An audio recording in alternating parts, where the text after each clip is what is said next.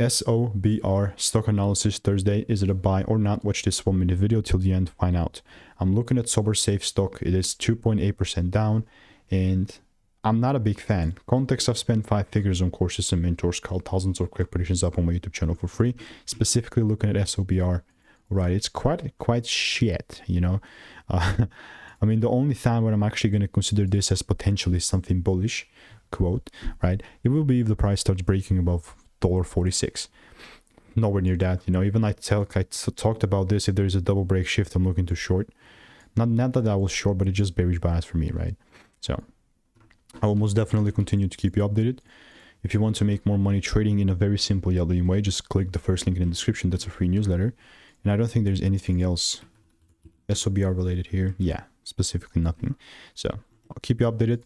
Want to make more money trading in a simple lean way, click the first link in the description. I'll see you in the next one. Goodbye.